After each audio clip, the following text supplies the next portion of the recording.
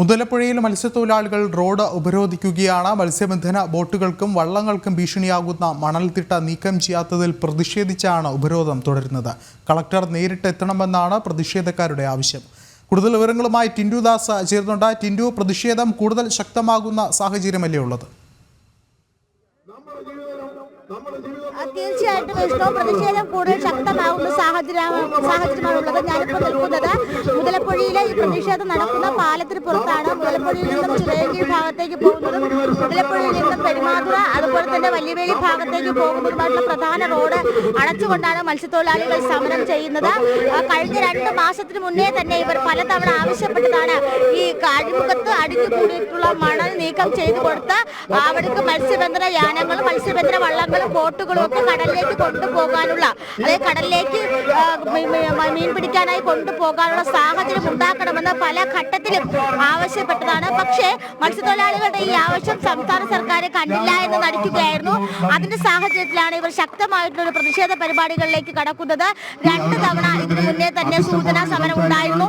ഈ സൂചനാ സമരത്തിലും സർക്കാരിന്റെ ഭാഗത്തു നിന്നും ഇടപെടൽ ഉണ്ടാകാത്തത് കൊണ്ടാണ് ഇത്തരത്തിൽ മത്സ്യത്തൊഴിലാളികൾ ഈ റോഡ് ഉപരോധിച്ചുകൊണ്ടുള്ള ഒരു സമരത്തിലേക്ക് കടക്കാനായിട്ടുള്ള ഒരു സാഹചര്യം ഉണ്ടായത്.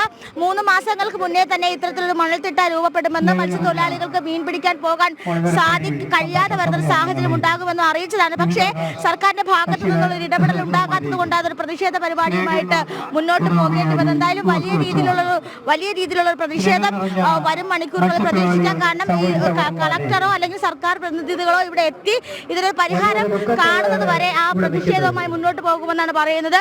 3 മാസം മുന്നേ തന്നെ ഇത്തരത്തിൽ മണൽത്തിട്ട രൂപപ്പെടുമെന്ന് അറിയിച്ചിട്ടുണ്ടായിരുന്നു. എന്നിട്ടും സർക്കാരിന്റെ ഭാഗത്തുനിന്ന് ഇടപെടൽ ഉണ്ടായില്ല. ഇനിയിപ്പോൾ ഏത് രീതിയിൽ സമരം മുന്നോട്ട് കൊണ്ടുപോകാൻ തുടർ സമരത്തിലേക്ക് പോകാനാണ് ഇവിടുത്തെ മത്സ്യത്തൊഴിലാളികളുടെ തീരുമാനം. കാരണം ഇക്കാലം അത്രയും ഇവിടുത്തെ മത്സ്യത്തൊഴിലാളികളെ പറ്റിച്ചു കൊണ്ടുവന്ന അവസ്ഥയെന്ന് മത്സ്യത്തൊഴിലാളികൾക്ക് ബോധ്യമായിട്ടുണ്ട്. ഒരു രാഷ്ട്രീയം നോക്കിയല്ല, ഇവിടെ എല്ലാ പാർട്ടി അനുഭാവികളും എല്ലാവരും ഒത്തൊരുമിച്ച് നിന്ന് ഒരു വലിയൊരു സമരത്തിന് രൂപം കൊടുത്തുകൊണ്ട് മുന്നോട്ട് പോകാനാണ് വിചാരിക്കുന്നത്. ഇതിന് എത്രയും പെട്ടെന്നുള്ള ഒരു ശാശ്വത പരിഹാരം കാണുന്നവരെന്നുള്ള ഒരു സമരമാണ്. പക്ഷെ ഇവിടെ സർക്കാരിനറിയാം, ഉദ്യോഗസ്ഥന്മാർക്കറിയാം ഇത് അപകടമാണ്, ഇതിന്റെ പരിഹാരം ഇവിടുത്തെ മണ്ണ് റദ്ദ് ചെയ്ത് മാറ്റണമെന്ന്. പക്ഷേ സർക്കാർ കാണുന്നത് അദാനിയെ കാണുന്നത്.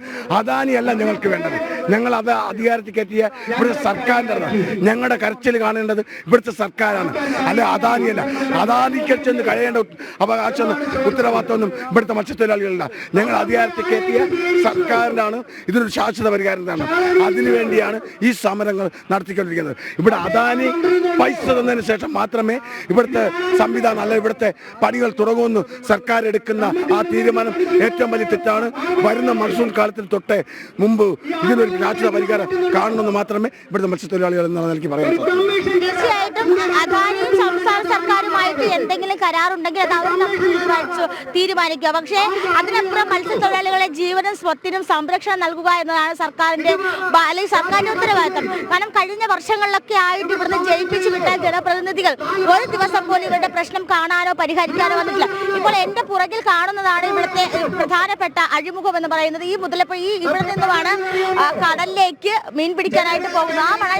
ആ മണൽത്തിട്ടയാണ് ഇവിടെ ഏറ്റവും അപകടകരമായിട്ടുള്ള കാര്യം. നമുക്ക് ഇപ്പോൾ ഒരു ചാല് പോലെ, ഈ ചാല് വഴിയാണ് മത്സ്യത്തൊഴിലാളികളുടെ പ്രധാനപ്പെട്ട ഈ വള്ളങ്ങളെല്ലാം കടലിലേക്ക് പോകുന്നത്. പല ഘട്ടങ്ങളിലും ഈ മണൽത്തിട്ടയെ തട്ടി അവിടുത്തെ ആഴം കുറഞ്ഞ് ഈ പോകുന്ന വള്ളങ്ങളും മറ്റും അവിടെ ഇടിച്ചാണ് അപകടം സംഭവിക്കുന്നത്. ഈ കാണുന്ന മുതലപ്പുഴയിൽ കഴിഞ്ഞ 10 വർഷത്തിനുള്ളിൽ സംഭവിച്ചത് 77ഓളം മരണങ്ങളാണ്. അതും സർക്കാരിന്റെ കണക്കിൽ അനൗദ്യോഗികമാണെന്നാണ് പറയുന്നത്. 77 മരണങ്ങളും 77 ജീവനുകളും ഇല്ലാതാക്കിയത് സർക്കാരിന്റെ പിടിപ്പുകേട് കൊണ്ടാണ്. ഇത് പ്രധാനപ്പെട്ട കാര്യം. കഴിഞ്ഞ തവണ ഏതാണ്ട് 3 പേര് മരിക്കുന്ന സമയത്തും ഒരു മന്ത്രിസഭാ ഉപസമിതി ഉണ്ടായിരുന്നു. ആ ഉപസമിതി ചേർന്ന് തീരുമാനിച്ച കാര്യമെന്ന് പറഞ്ഞത് പെർമനന്റ് ആയിട്ട് സ്ഥിരമായിട്ട് സാൻഡ് ബൈപ്പാസിംഗ് സംവിധാനം ഉണ്ടാകുമെന്നാണ്.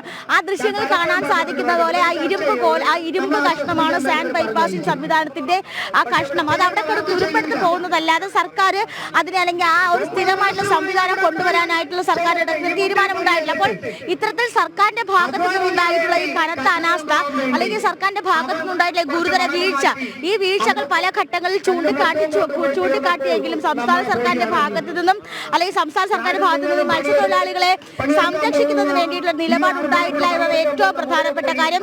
വർക്കല, അഞ്ചുതെങ്ങ്, പെരുമാതുറ, പുതുക്കുറിച്ചി തുടങ്ങിയ മേഖലകളിലെ മത്സ്യത്തൊഴിലാളികളാണ് സംയുക്തമായി ചേർന്നുകൊണ്ട് ഇവിടെ സമരം ചെയ്തത്. അപ്പോൾ ഇവരുടെ ആവശ്യം സർക്കാർ കണ്ടുകൊണ്ട് സർക്കാർ ഈ ശരിയായിട്ടുള്ള നിലപാടെടുത്ത് ഇവരെ സംരക്ഷിക്കണമെന്ന് കാലങ്ങളായിട്ട് ആവശ്യപ്പെടുന്നുണ്ടെങ്കിലും അതവർ കണ്ടില്ല എന്ന് നടിക്കുക. എന്തായാലും ഈ സമരമാർഗങ്ങളുമായിട്ട് മുന്നോട്ട് പോകാൻ തന്നെയാണ് മത്സ്യത്തൊഴിലാളികളുടെ തീരുമാനം. വിഷ്ണു, ശരി, ടിൻഡു ദാസാണ് വിശദമായ റിപ്പോർട്ടുകൾ നൽകിയത്.